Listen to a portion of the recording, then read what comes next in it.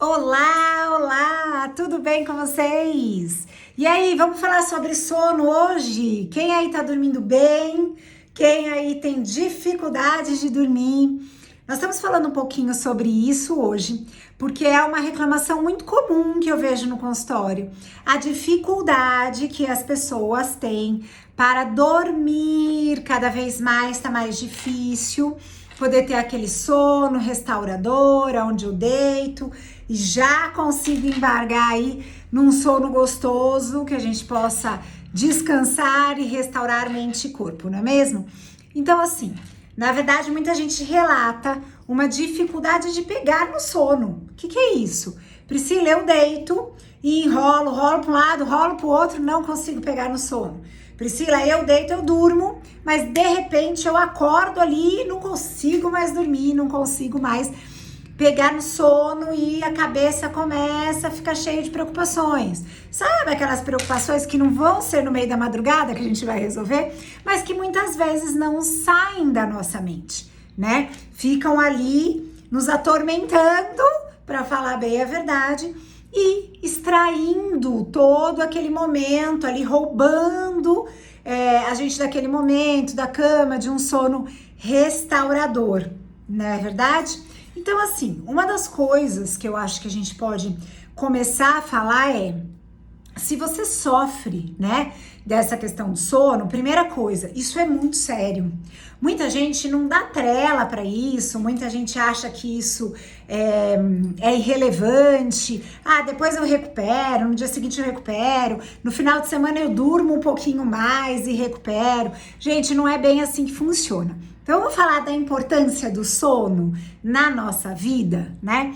A gente sempre escuta os médicos falarem: olha, dependendo da pessoa, de 7 a 8 horas aí para poder dormir por noite. A gente sabe que isso muitas vezes é impossível, dependendo da jornada de trabalho das pessoas, dependendo de quem tem criança pequenininha em casa, não é verdade? Tá terminando a faculdade, tem TCC para fazer, o trabalho tá pegando fogo, precisa fazer umas horas extras, mesmo que em casa. Então a gente sabe que a ocupação do tempo para o sono cada vez tem perdido importância na nossa vida, tem sido enxergado como uma perda de tempo. E isso é muito sério, gente. Porque o que acontece? O sono é o momento em que a gente faz uma grande restauração do nosso corpo. Então vamos entender um pouquinho mais o que é isso. Vocês sabem que quando uma pessoa se machuca muito, quando uma pessoa realmente, enfim, se lesiona ou tem algum acidente, alguma coisa do gênero, normalmente essa pessoa ela é induzido ao coma, né? Por que isso? Porque o corpo fica ali, o que nós brincamos que é stand-by. O corpo não fica em sua totalidade de funcionamento. Quando a gente deixa o corpo em stand-by, ele consegue se restaurar melhor. Mas restaurar o que, Priscila? Tudo? Toda a restauração corpórea. Então a gente consegue restaurar a parte neuronal, a parte muscular, fibras, né, tecidos. Então todo o nosso corpo ele se recompõe, enquanto o nosso corpo está em stand-by, né? Vamos entender como é que acontece isso no dia a dia no sono. Eu não sei se vocês sabem, mas o momento em que as crianças mais crescem é durante o sono, porque o corpo está em stand-by, está ali em repouso, e é esse momento em que vai atuar melhor alguns hormônios para que a criança possa se desenvolver, possa crescer.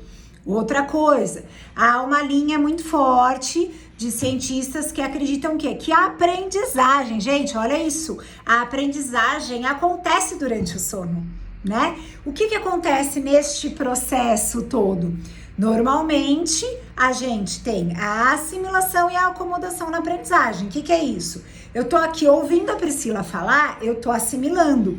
Mas aprender de fato isso acontece quando a gente faz a acomodação disso. Ou seja, sabe quando a gente abre aquele arquivo e a mente vai encaixando lá, vendo aonde encaixa esse conteúdo para depois fechar o arquivo e falar, ok, ocorreu a aprendizagem? Isso acontece na hora do sono, tá? Existe uma linha muito forte dos cientistas que acreditam que isso aconteça na hora do sono. Então, na verdade, o sono é extremamente importante. Nós temos milhares de neurônios. Os neurônios morrem todos os dias, porque a gente pensa, porque a gente se movimenta, enfim. E, normalmente, os neurônios nascem novos neurônios todos os dias. A mesma quantidade, até certa idade, ok. Depois disso, um pouco menos, por isso que a gente vai passando o tempo, nós vamos ficando um pouquinho mais lentos, né? Com menos reflexo, ou um raciocínio um pouquinho mais devagar. Mas, de qualquer forma, nasce milhares de neurônios. Priscila, como é que funciona essa restauração? Durante o sono. Então, se você quer ter foco, se você quer conseguir ter concentração, se você quer ter ânimo e parar de procrastinar, você precisa dormir bem.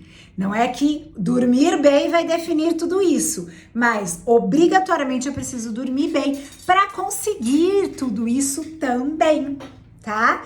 Então, assim, na verdade, a ideia que nós temos do sono é de uma restauração geral. Para quem treina, isso é muito legal da gente falar. Muitos pacientes falam assim para mim, Priscila, meu personal fala que eu tenho que estudar, eu tenho que dormir, para poder ganhar massa muscular. Como assim? O que acontece? A gente treina e aí tem uma série de estímulos ali ao longo do dia, né?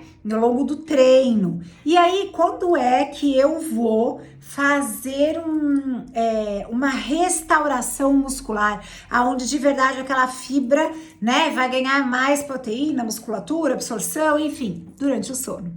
Então, o sono é extremamente importante. Se você aí já tá descabelado, meu Deus, Priscila, eu não durmo direito, vamos falar um pouquinho então sobre isso, porque a importância do sono é gigantesca. Priscila, precisa ser de 7 a 8 horas? Eu costumo dizer um seguinte, preferencialmente de 7 a 8 horas. Porém, cada um funciona e se restaura de uma determinada forma. Nós não temos uma forma, né? Cada um tem um funcionamento. Então, eu costumo falar que eu prezo mais pela qualidade do sono do que propriamente a quantidade. A quantidade é importante? Lógico que é, né, gente? Se a pessoa dormir 3 horas, né? Eu tenho um colega que trabalha na área da saúde e ele mandou a foto do programinha do reloginho lá dele esses dias, e aí nos últimos 7 dias a média de sono dele foi 2 horas e meia. Óbvio que vai dar problema, né? Pode até ser 2 horas e meia com qualidade, mas com certeza isso vai trazer problema, não vai trazer uma restauração integral, né? Não dá tempo, né, gente? Então, a gente precisa pensar no tempo, sim, porém, eu costumo falar que a qualidade é extremamente importante. Legal. O que traz uma qualidade de sono para o meu emocional? Quando eu falo de qualidade de sono, eu não sou médica, eu sou psicóloga, então eu estou falando do emocional, o sono aí envolvendo o emocional, que é essa questão da concentração. Gente, irritabilidade, se meu sono não tá em dia, eu fico mais irritada, não tem jeito, tá?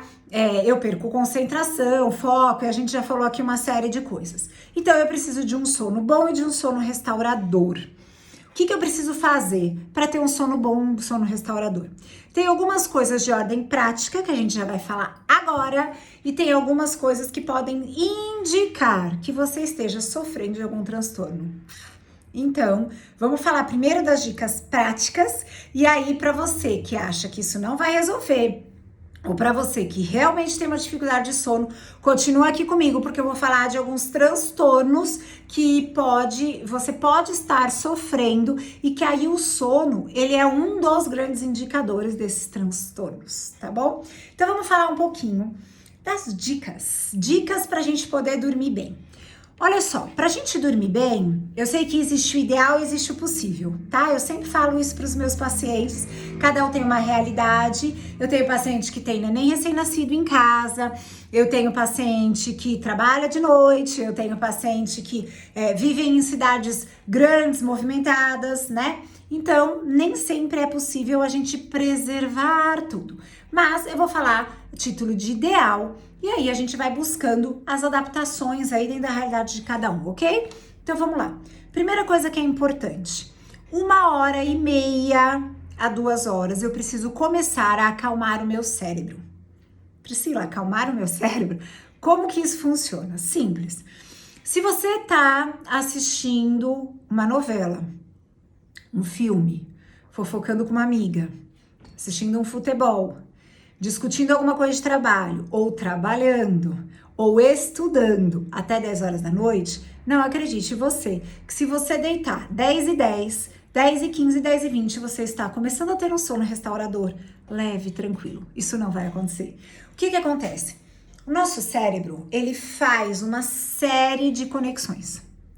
E nós precisamos ir tranquilizando, entre aspas aí, essas conexões, para que a gente possa puxar um sono mais restaurador, mais tranquilo. Então, isso, Priscila, então é por isso que às vezes eu sonho com alguma coisa que eu estava assistindo? É por isso.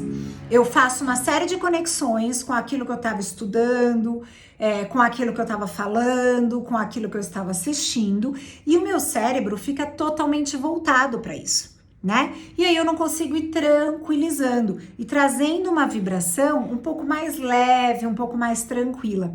Resultado, eu acabo tendo um sono muito mais agitado.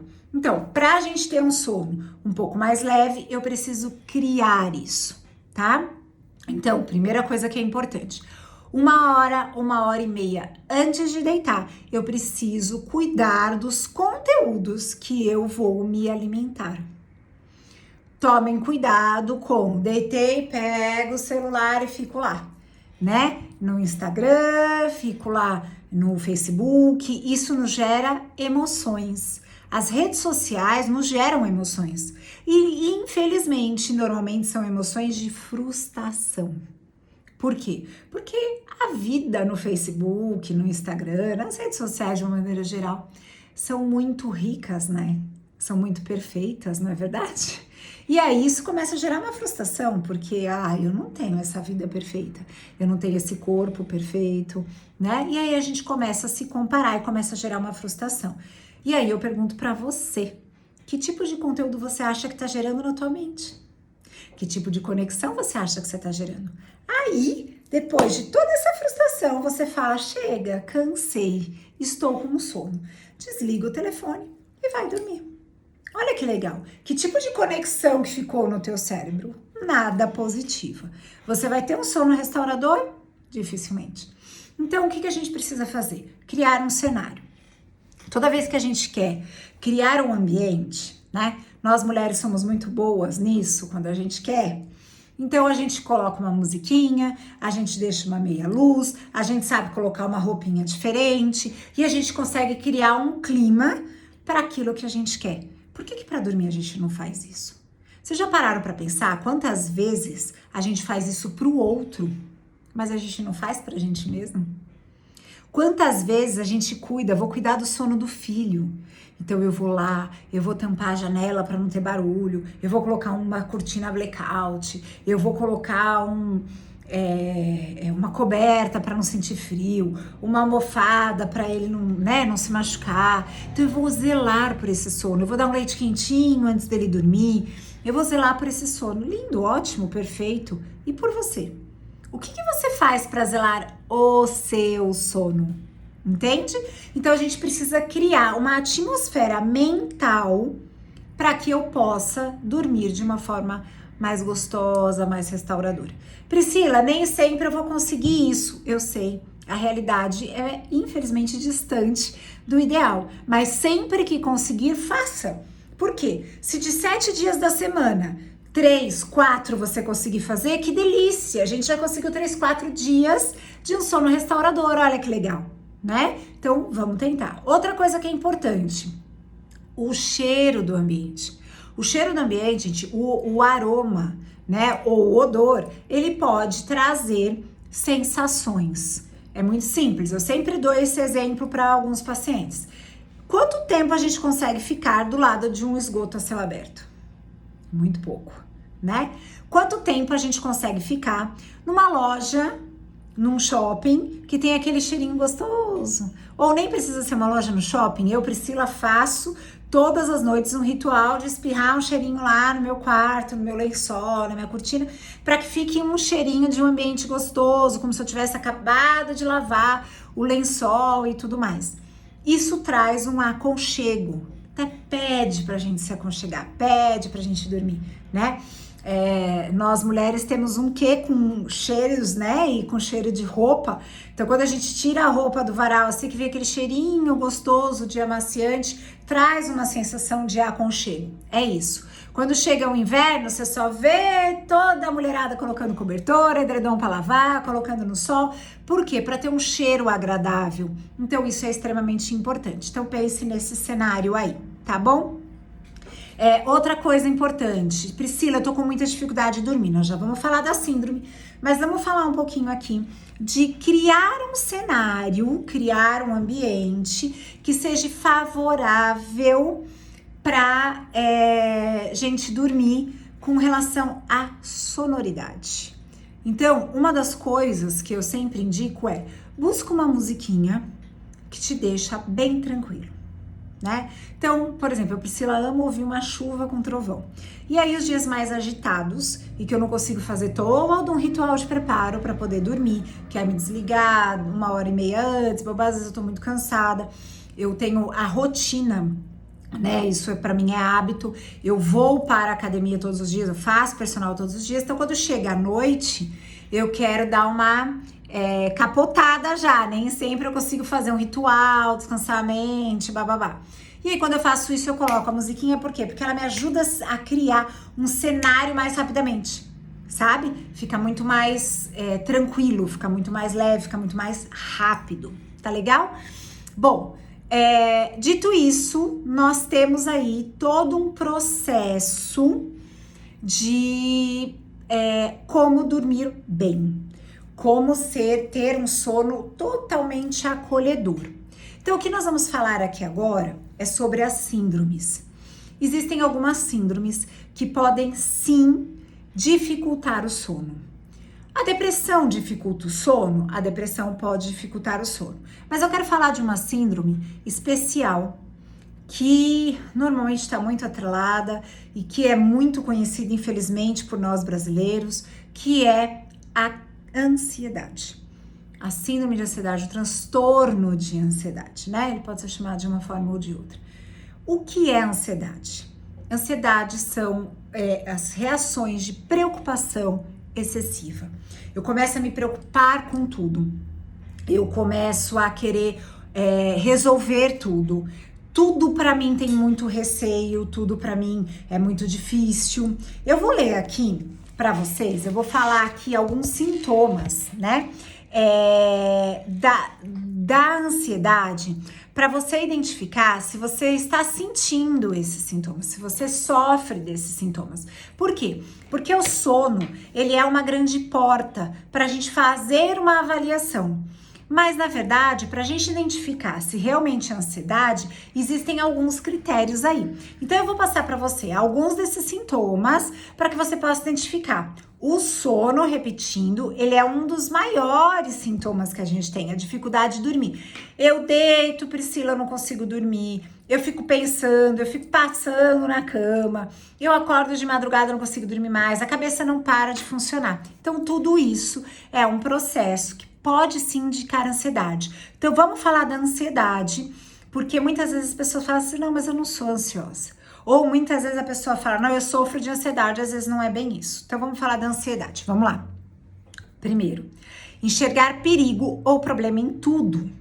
Então, aquela pessoa que tem preocupação excessiva, nossa, mas e se acabar tal coisa? Nossa, mas e nessa pandemia a gente teve bastante coisa, né? E se vier a greve dos caminhoneiros? E se vier não sei o quê? E se acabar a comida no mercado? E se é o excesso de preocupação, de coisas que a gente não tem controle. Então, eu enxergo perigo, eu enxergo preocupações, medos de coisas que eu não tenho controle em tudo.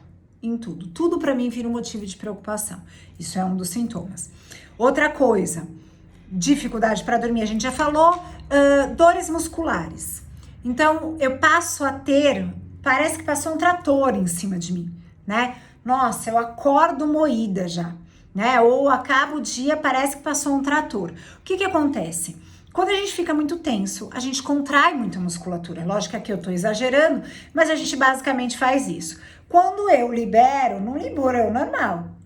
Eu tô com a musculatura ali toda, né, presa ali.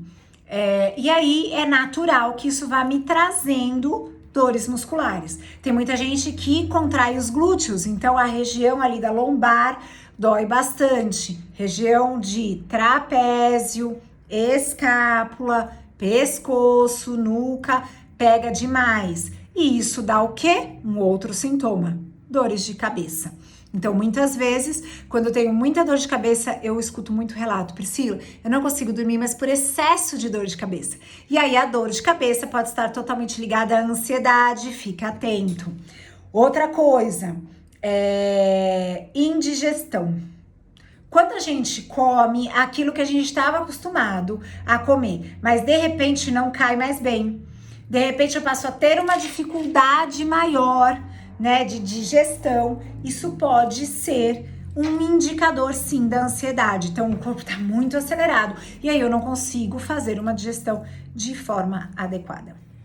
Outra coisa, sabe quando a gente fica sempre na beira de um ataque de nervos, que a gente fala? Ou seja, tô sempre no limite, tô sempre muito irritada, tô sempre assim com o paviozinho muito curto. Isso pode ser um indicador da ansiedade. Nossa, Priscila, você tá me descrevendo. O que que eu faço? Vamos falar mais um pouquinho aqui dos sintomas e a gente já vai falar o que que a gente faz. Mas é muito importante você trabalhar com, você enxergar que, na verdade, a irritabilidade, o pavio curto, o estar perto, né, que a gente brinca do ataque de nervos, é uma inquietação. Sabe aquela pessoa que não consegue ficar parada, é extremamente agitada e tudo mais? Isso pode sim ser sintomas do transtorno de ansiedade. Fica atento se você está conseguindo se identificar algum desses sintomas, é extremamente importante que você fique atento. Pensamentos obsessivos. O que seriam pensamentos obsessivos? Eu não paro de pensar exatamente na mesma coisa. Então, eu quero aquilo, eu quero. Ou, eu tô preocupada com aquilo, preocupado, entendeu? Nada vem e me distrai. Eu distraio por 5 minutos, dali a pouco eu tô pensando naquilo de novo. Esse pensamento obsessivo. Legal, falamos dos sintomas. Como que a gente modifica tudo isso? Primeiro, é extremamente importante se você identificou vários sintomas desse, procurar um profissional para poder te ajudar a um tratamento adequado. Seja ele medicamentoso, às vezes não é necessário, tá? Aliás, eu sugiro que nem seja no início, se for uma fase inicial aí. E outros tipos de ajuda. A melhor ajuda que a gente pode ter é o autoconhecimento. Muitas vezes as pessoas desenvolvem o transtorno de ansiedade por falta do autoconhecimento. Priscila, como assim? É lógico que a gente sabe que existe uma questão orgânica, que existe uma questão de genética, existe uma questão de tendência, né, genética, e orgânica. Porém, existem uma série de comportamentos que a gente tem que estimulam a nossa ansiedade. Então, por exemplo, tentar estabelecer o controle de tudo, né? Então, se eu tentar controlar o resultado de tudo, se eu tentar controlar as pessoas, se eu tentar controlar os programas, eu vou fazer assim, mas vai ser assim, assado. Eu vou fazer isso, mas o resultado vai ter que ser esse. Eu vou vestir essa roupa, mas meu namorado vai ter que falar isso. Ou seja, o controle absoluto das coisas faz com que a gente gere um sentimento e sintomas de ansiedade. Ou seja, eu não tenho o controle do tudo. Eu não tenho o controle. E quando eu estimulo ter o controle, a minha mente tentar controlar tudo, eu tô estimulando a ansiedade. Outra coisa que eu acho que é muito importante, eu não me organizo.